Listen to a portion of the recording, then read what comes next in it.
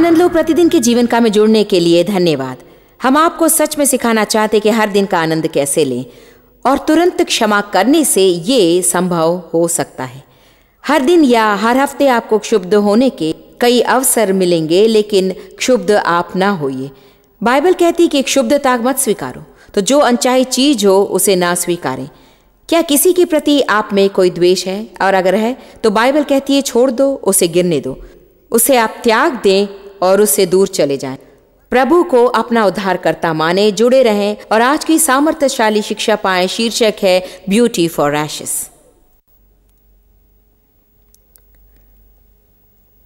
माता पिता की विशेषताएं बच्चों में आती हैं। जैसे वे खड़े होते हैं वे भी खड़े होते हैं, जैसे चलते हैं वे भी चलते हैं। कभी कभी चीजें दिखाई दी जाती हैं जैसे कि अरे जब तुम ऐसा करते हो तो पिता की तरह लगते हो। देखिए, यही हम आत्मिक तरफ से चाहते हैं। हम चाहते कि लोग कहें तुम्हारा बर्ताव तो परमेश्वर की तरह है। चूंकि अधिकांश लोग परमेश्वर को नहीं जानते, हम प्रभु की तरह बर्ताव करें तो उनके साथ हमारे रिश्तों के बर्ताव से प्रभु से उनका परिचय हो जाएगा। आपकी तरह किसी से मैं कभी नहीं मिला, इसलिए कि आप परमेश्वर से कभी नहीं मिले। हमें प्रभु की तरह बर्ताव करना चाहिए। यीशु से साम्य हम में विकसित होना चाहिए। मैं फिर कहना चाहूंगी, अन्य लोगों से हमारा बर्ताव परमेश्वर के लिए सबसे महत्वपूर्ण है। हमें अपने आप से पूछना चाहिए कि क्या मैं लोगों से सम्मान सहित बर्ताव कर रहा हूं? क्या उनसे मेरा बर्ताव सही है? क्या उन्हें व्यक्ति का मूल्य दे रहा हूं? उनकी राय को मैं मूल्यवान समझता हूं? उन्हें अपने को व्यक्त करने का मौका देता हूं? क्या मैं माफी मांगता हूं जब गलती या अशिष्ट होता हूं? क्या मैं लोगों से कृपा करके और धन्यवाद और सराहता हूं, कहता हूं मेरे जीवन को आगे बढ़ाने वालों से? आप में से कितनों के पास एक ऐसा व्यक्ति है जो आपके जीवन को आगे बढ़ाता है? हमें सुनिश्चित करना है कि हम कहें धन्यवाद, मैं सराहता हूं। आमीन। परमेश्वर का डीएनए प्रकट होता है निर्गमन 34 में और 2 संक्षिप्त पदों में यह कहता है, यहोवा ईश्वर दयालु और अनुग्रहकारी, कोप करने में धीरजवंत और अति करुणामय और दयावंत और सत्य, वो अधर्म और अपराध और पाप का क्षमा करने वाला है। ये प्रभु का डीएनए है। आप जैसे फिर से जन्मे प्रत्येक विश्वासी के भीतर ये व्याप्त है। किंतु ये सारे सद्गुण हमारे समाज से और कलीसिया से भयावह वेग से ओझल होते जा रहे हैं। संसार क्रोधी लोगों से भरा है, वे उसे कहते हैं सड़क का क्रोध। एक बात सुनिए, गाड़ी घुमाते समय किसी ने किसी के सामने से गाड़ी निकाल ली, वो भी भूल से। बस इधर वाले साहब आग बबूला हो गए, अगले की भूल के कारण नहीं, वरन पहले से ही क्रोध उनके नाक पर बैठा था। बस इस हादसे से वो विस्फोट हो गया। ये सड़क के क्रोध की बात नहीं। क्या आप नहीं सोचते कि हमारे समाज को समस्याओं का सामना करना पड़ेगा ऐसे ड्राइवरों के लिए स्पेशल क्लास लेते हुए?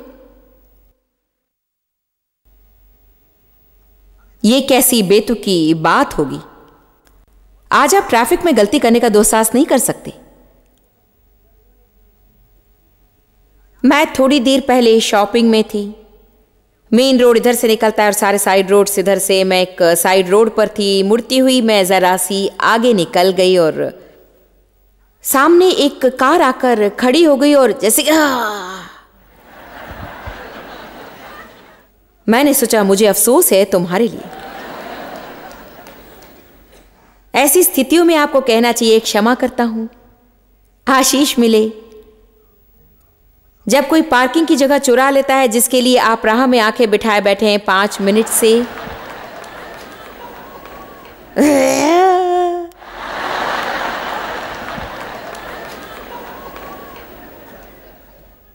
आमीन। वो बुढ़ा जो मर गया था फिर जी उठता है। चंद मिनट पहले आप यूं थे, प्रभु की स्तुति हो, हालेलुया, धन्यवाद। प्रभु की स्तुति और उपासना शुरू हुई। जॉयस में टेप्स चलने लगे, अच्छा लगने लगा। ओ धन्यवाद यीशु।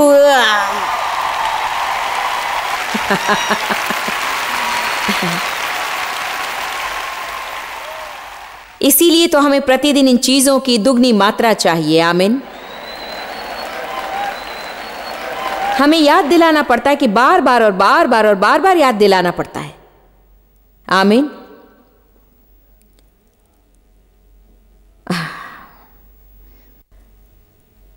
मत्ती अध्याय 24 कहता है कि अंत के दिनों में देश में अधर्म और अनीति के बढ़ने से बहुतों का प्रेम ठंडा हो जाएगा। बहुतों का प्रेम संसार की बात नहीं करता। बहुतों से लोगों का प्रेम, हमें इतना चौकस होना पड़ेगा कि हम शैतान को कलीसिया में ठंडे प्रेम का गढ़ निर्माण कभी भी ना करने दें। इसी से सब लोग जानेंगे कि तुम मेरे चेले हो, यदि तुम एक दूसरे से प्रेम रखोगे जैसा मैंने तुमसे प्रेम रखा है। यह हमारा ट्रेडमार्क है। कम ऑन, देखिए, प्रेम मसीहियत की ट्रेडमार्क निशानी है। आप कैसे बता सकते कि मैं मसीह हूं? क्योंकि प्रेम मेरे भीतर से चू रहा है। कम से कम स्थिति यही होनी चाहिए। मैं समझती हूं कि हम में से कोई भी इसमें निष्पन्न नहीं होगा, मगर मैं एक बात बताती हूं, यदि हमें किसी बात में बड़ा होना है तो वो है प्रेम। आप समृद्धि में सफल ना हो मगर प्रेम में सफल अवश्य हो। आपको अपनी चंगाई में सफल होने की जरूरत नहीं, न जय में, न बढ़ाव में, न पदोन्नति में। आपको केवल प्रेम में सिद्ध होना है। बाकी सब कुछ परमेश्वर देख लेगा। आमीन।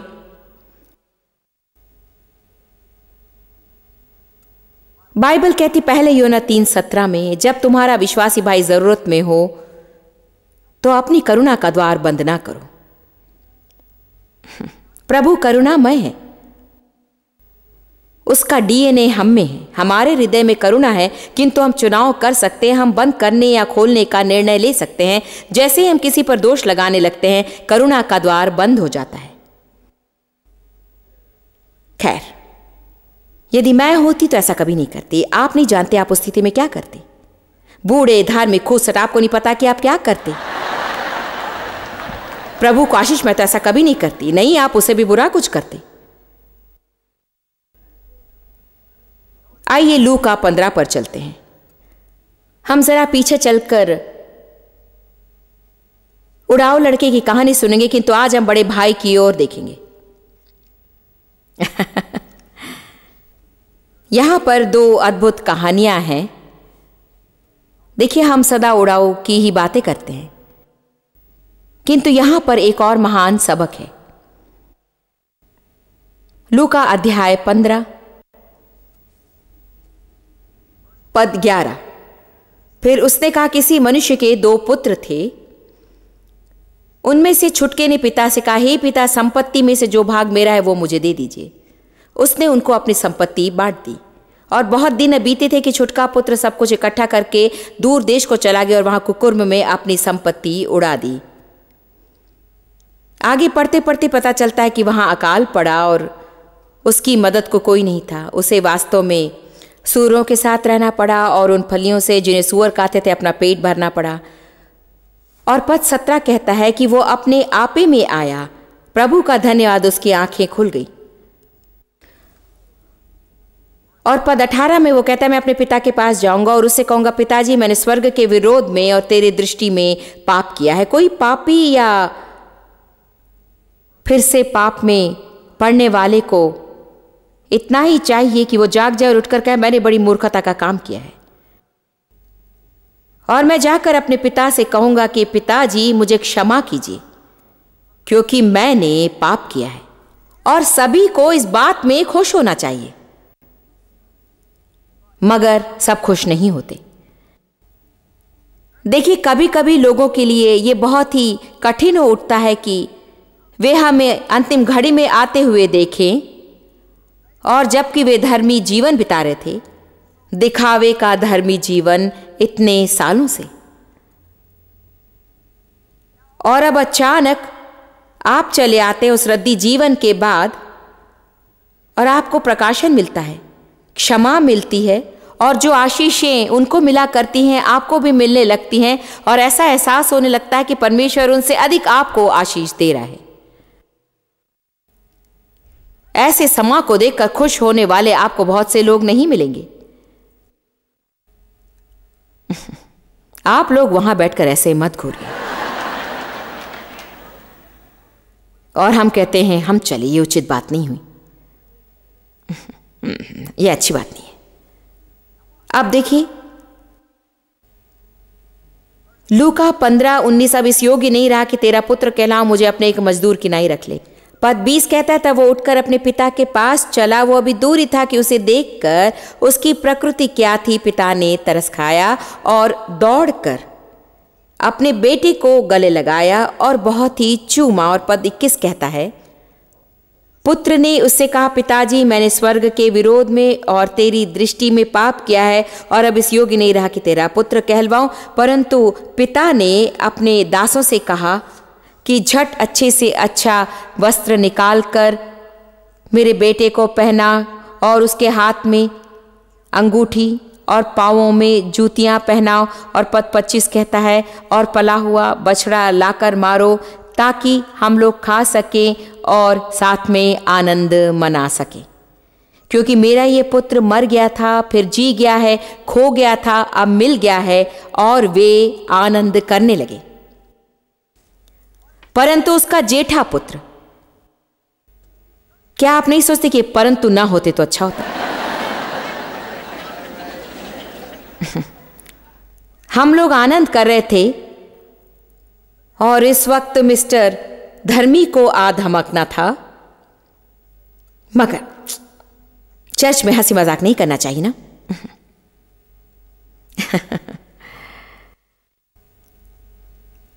सबके जीवन में एक बड़ा भाई कहीं ना कहीं होता है। वो शायद सगा भाई ना हो, मगर कोई ना कोई है जिन्हें आपकी आशीषें नापसंद है।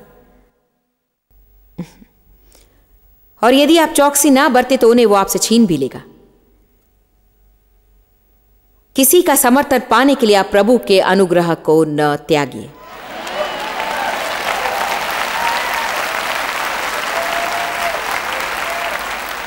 यूसुफ के पिता ने उसे रंग बिरंगा कोट दिया, मगर उसके भाइयों को यह बात पसंद नहीं आई। मगर जानते मैंने किस बात पर ध्यान दिया? यूसुफ ने अपना कोट पहना।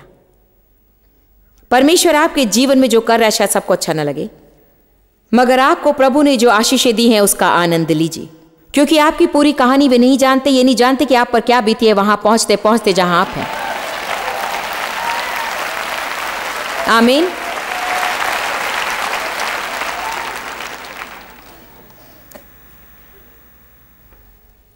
परंतु उसका जेठ पुत्र खेत में था, और जब वो आते हुए घर के निकट पहुंचा तो गाने बजाने नाचने का शब्द सुना। मैं बता सकती हूं कि धर्मी कर्मी बड़े भाई गाना बजाना पसंद कभी भी नहीं करते। वे आनंद के साथ संबंध नहीं रखते, क्योंकि वे सोचते हैं कि हर एक को काम करना चाहिए। वे मार्था की तरह हैं, उससे कहे कि मेरी सहायता करे।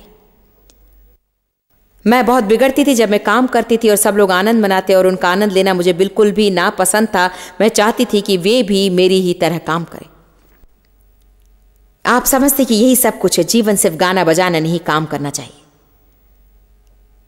आप समझ रहे ना? डेव मेरे साथ परचून की दुकान आते, और अगर वे आते तो आनंद लेते। वे हाथ गाड़ी लेकर मेरे पीछे भागते, और चूंकि वे 6 फुट 5 के हैं और वीथियों के ऊपर से मेरी ओर देखते और देखते कि मेरा दम निकल रहा है। उस समय हमारे 3 बच्चे थे। उनके और 3 बच्चों के बीच मेरे अंदरूनी तनाव के कारण और चूंकि मेरी मनोदशा यूं रहा करती थी कि मैं दिल लगी करने यहां नहीं आई हूं।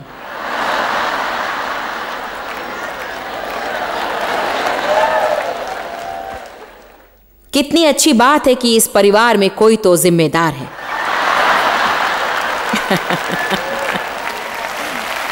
मैं सच कह रही हूं ना।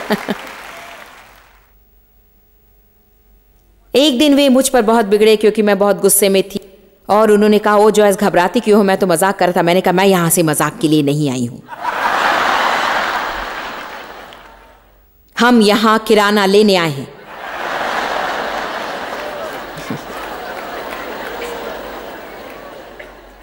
कभी कभी मजाक करना अच्छा होता है।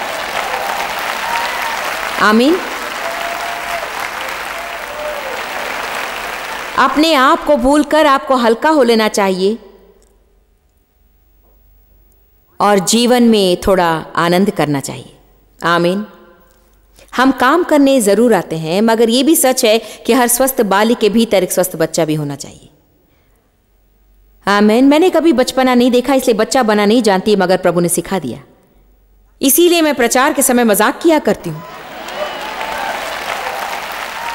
आंशिक उद्देश्य है कि शैतान का भेजा खा जाऊं। चर्च में लोगों को हंसते देखकर खुशी होती है, क्योंकि शैतान अपना मुंह नोचने लगता है जब हम चर्च में हंसते हैं। वो चाहते हैं कि हम यहाँ भीतर आए और गंभीरता से पेश आए। हम परमेश्वर के घर में हैं। कोई आश्चर्य नहीं कि प्रभु के भय में बच्चे बड़े होते हैं। जानते हैं, हम लोग दोस्त की तरह भी ये नहीं कहते कि हाँ प्रभु तुम्हारा दोस्त है, हम कहते कि परमेश्वर। मुझे बहुत राहत मिली जब मुझे पता चला कि प्रभु मेरा दोस्त है। हालेलुया, और उसे मुझसे प्रेम है।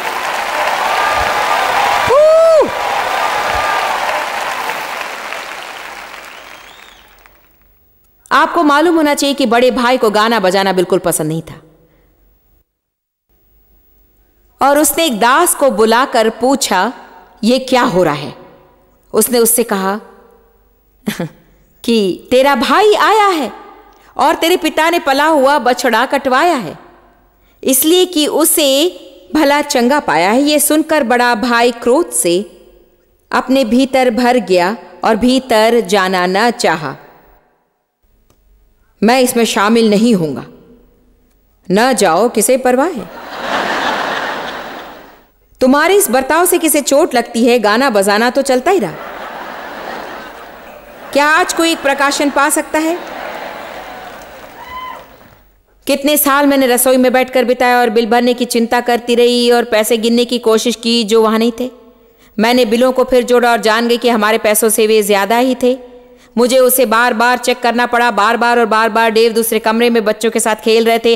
वे हंसते, मल्ल युद्ध करते, टीवी देखते। वे कह उठते, उसे ऊपर क्यों नहीं रख देती? तुम तो जानती हो हमें चमत्कार चाहिए और प्रभु सदा हमारी देखभाल करता है। सो क्यों ना इधर आ जाओ और हमारे साथ आनंद मनाओ। देव कहते, प्रभु सदा हमारी देखभाल करता है, हम दशमांश देते हैं, हम देने वाले हैं। प्रभु की आज्ञा अनुसार तुमने नौकरी छोड़ी सेवकाई के लिए। वहां बैठकर अपने आप को पीड़ा क्यों देती हो? यहां आकर हमारे साथ आनंद क्यों नहीं मनाती हो? और मैं कहती नहीं, सामने गंभीर समस्याएं हैं, हम बैठकर आनंद नहीं मना सकते हैं। क्या कोई मेरी बात को समझ रहा है? क्योंकि जब समस्याएं चढ़ाई करती हैं तो हमें धार्मिक होना चाहिए। क्या आप जानते हैं कि बाइबल हमें सिखाती है कि हंसी और खुशी आत्मिक संग्राम है।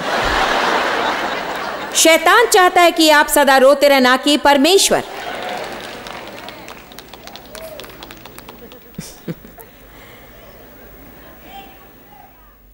यह सही नहीं होगा कि इन समस्याओं के होते हुए हम खुशियां मनाएं। क्यों नहीं? आप उनके बारे में कुछ कर तो नहीं सकते। ओ समय नहीं है वहां जाने का। खैर, देखते हैं कि यहां पर क्या होता है। पद 29, उसने पिता को उत्तर दिया, मैं इतने वर्ष से तेरी सेवा कर रहा हूं। क्षमाहीनता को पहचानिए। क्षमाहीन व्यक्ति सदा लेखा रखता है। पहली ही बात उसने कही इतने वर्ष से, और मैं बता सकती हूं कि कितने वर्ष, महीने और पल वो अपने भाई से बेहतर रहा। वो जानता था वो अपनी अच्छाई और दूसरों की गलतियों का लेखा रखता था। और यहां पर लिखा गया है कि पतरस जानना चाहता था मैं कितनी बार अपने भाई को क्षमा करूं। देखिए, वो हिसाब रख रहा था। पहला कुरिन्थियों 13 कहता है, प्रेम लेखा जोखा नहीं रखता। बुराइयों का हिसाब वे कभी नहीं रखता। क्षमाहीनता हमेशा अपने हिसाब को बढ़ा चढ़ा कर कहता है। कभी भी तेरी आज्ञा नहीं टाली, उसने कहा। उसने पिता को उत्तर दिया, मैं इतने वर्ष से तेरी सेवा कर रहा हूं और कभी भी तेरी आज्ञा नहीं टाली। अब यहां आती है शिकायत, तो भी तूने मुझे कभी एक बकरी का बच्चा भी नहीं दिया कि मैं अपने मित्रों के साथ आनंद करता। जैसे ही कोई क्रोधित होता है किसी की आशीष के कारण, तो पहला काम वो शिकायत करना शुरू कर देता है कि उनके पास क्या नहीं है और लोगों ने उनके लिए क्या नहीं किया। आज ये अच्छा संदेश है।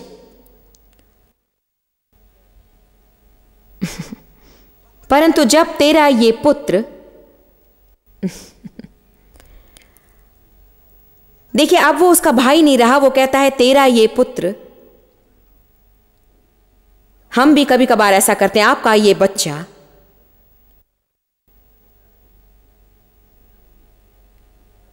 क्षमाहीनता हमेशा दूर करती है, विभाजन करती है और अलग करती है। बड़े भाई ने अपने भाई को भाई कहने से भी इनकार कर दिया, परन कहा तेरा ये पुत्र, मेरा उसे कोई लेना देना नहीं, वो तुम्हारा है। क्षमाहीनता दीवार खड़ी करती है, लोगों को दूर करती है। लेकिन याद रखें, जब हम अपने बीच दीवार खड़ी करते हैं तो खुद भी लोगों से दूर हो जाते हैं।